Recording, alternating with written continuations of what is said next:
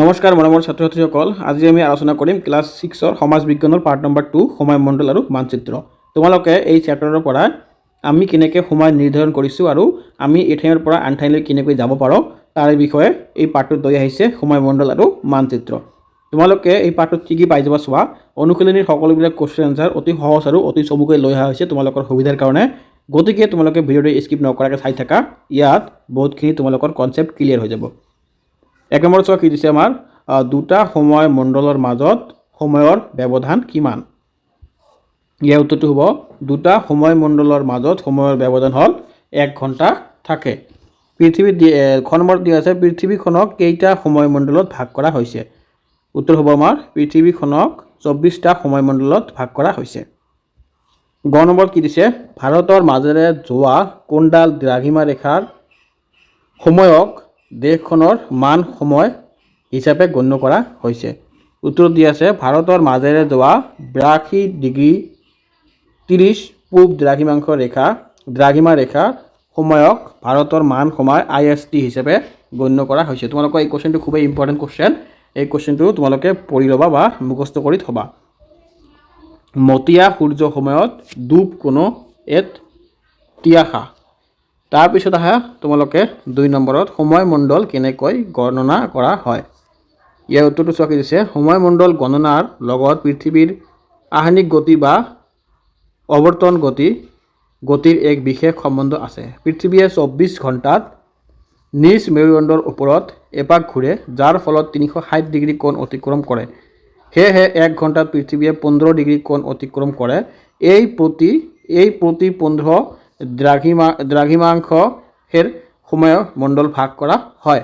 অৰ্থাৎ পৃথিৱীৰ উপৰিভাগত প্ৰতি 15 ডিগ্ৰী দ্ৰাঘিমাংশ অন্তৰালে এটা সময় মণ্ডল সৃষ্টি হয়। তাৰপিছত তোমালোকে অনুশীলনী 2 আছে।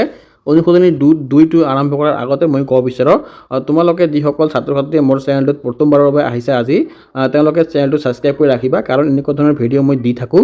ক্লাছ 6ৰ পৰা আৰম্ভ কৰি ক্লাছ 10লৈকে মই সকলোবিলাক ছাবজেক্টৰ ভিডিঅ' দি দিওঁ। তোমালোকে এই ক্লাছ 6ৰ বাকীবিলাক ছাবজেক্টৰ ভিডিঅ' পোৱাৰ কাৰণে চেনেলটো ছাবস্ক্ৰাইব কৰি ৰাখি দিয়া, তোমালোকৰ সুবিধা হ'ব। তাৰপিছত অহা অনুশীলনী 2 কি কৈছে মানচিত্ৰৰ উপাদান কেইবিধ আৰু কি কি। মানচিত্ৰ আমাৰ কেই প্ৰকাৰ বা কি কি আছে। প্ৰধান দিশ চাৰিটা কি কি, এইটো খুবেই ইম্পৰ্টেণ্ট কুৱেশ্যন। মানচিত্ৰৰ মাপনি বুলিলে কি বুজায়, এইটো খুবেই ইম্পৰ্টেণ্ট। তাৰপিছত আছে কিছু ক্ষেত্ৰত গোলকতকৈ মানচিত্ৰ কিয় বেছি সুবিধাজনক।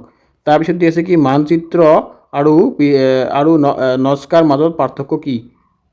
মানচিত্ৰ অধ্যয়নৰ ক্ষেত্ৰত সাংকেতিক চিহ্নবোৰ কিদৰে সহায়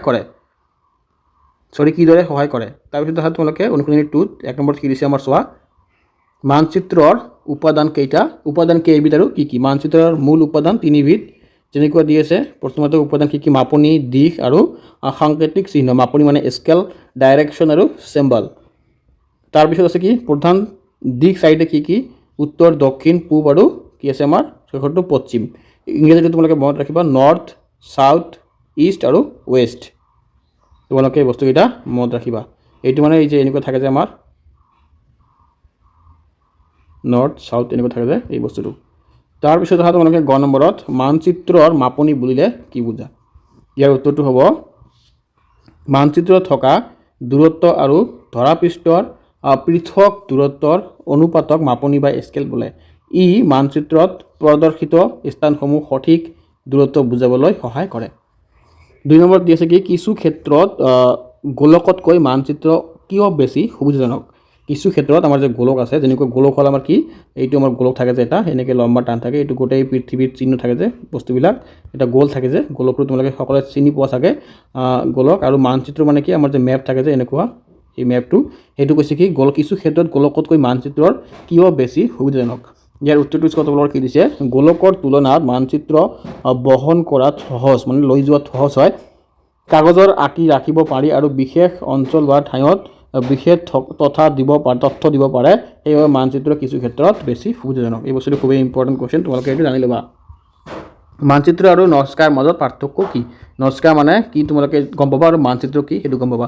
মানচিত্ৰ আৰু নস্কাৰ মাজত থকা কিছুমান মূল পাৰ্থক্য তলত উল্লেখ কৰা হ'ল। যেনেকুৱা পৰিধি কি কৈছে মানচিত্ৰত এক বৃহৎ এলেকাৰ তথ্য থাকে, যেনে এখন দেশ বা মহাদেশ, আনহাতে নস্কাত এক সৰু এলেকাৰ তথ্য থাকে।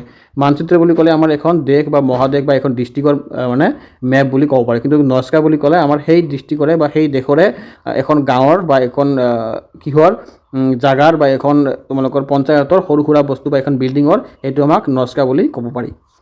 তাৰপিছত বিৱৰণ কি? মানচিত্ৰত সাধাৰণতে বৃহৎ ভৌগোলিক বৈশিষ্ট্যবোৰ দেখুওৱা হয়, যেনে নদী, পৰ্বত, সীমা আদি নস্কাত কি আছে তোমালোকে চোৱা, সবিশেষ তত্ত্ব যেনে ঘৰৰ ভিতৰৰ ভাগ, পথ, বাগিচা আৰু দেখুওৱা হয়। নস্কাত এইবিলাক বস্তু দেখুওৱা নহয়। মানচিত্ৰ ডাঙৰ হয়, সেইকাৰণে তাত নদী, তাৰপিছত আৰু পাহাৰ সেইবিলাক সকলো বস্তু দেখুওৱা হয়। কিন্তু নস্কাত কি হয়, যিকোনো এটা ঘৰৰ ভিতৰত বাগিচা ক'ত আছে, ৰুম ক'ত আছে, তাৰপিছত গাৰ্ডেন ক'ত আছে, তাৰপিছত তোমালোকে ঘৰৰ ভিতৰত কোনটো ৰুমত কি বস্তু আছে, এইবিলাক বস্তু নস্কাত দেখুওৱা হয়। তাৰপিছত স্কেল কি দিছে? মানচিত্ৰৰ স্কেল ডাঙৰ হয় য'ত সৰু স্কেল ব্যৱহাৰ কৰি বৃহৎ এলেকা দেখুওৱা হয়। নস্কাত স্কেল সৰু হয় য'ত ডাঙৰ স্কেল ব্যৱহাৰ কৰি সৰু এলেকা দেখুওৱা হয়। উদ্দেশ্য কি? মানচিত্ৰ সাধাৰণতে পথ বা স্থান বিচাৰিবলৈ ব্যৱহাৰ হয়। নস্কা ঘৰৰ ডিজাইন, পথ নিৰ্মাণ বা বাগিচা সজোৱাৰ বাবে ব্যৱহাৰ কৰা হয়। একেবাৰে ইজি বস্তু এইটো, মানচিত্ৰ আৰু স্কেল, মানচিত্ৰ আৰু নস্কা। তোমালোকে এই বস্তুটো পঢ়ি ল'বা। 4 নম্বৰ কি কৈছে? মানচিত্ৰ অধ্যয়নৰ ক্ষেত্ৰত সাংকেতিক চিহ্নবোৰ কিদৰে সহায় কৰে? মানচিত্ৰ অধ্যয়নৰ ক্ষেত্ৰত সাংকেতিক চিহ্নবোৰ যেনে বিভিন্ন তথ্য যেনে পথ, নদী, পুখুৰ বা দলং বা ঘৰ সংক্ষিপ্ত আৰু সহজভাৱে দেখুৱায়।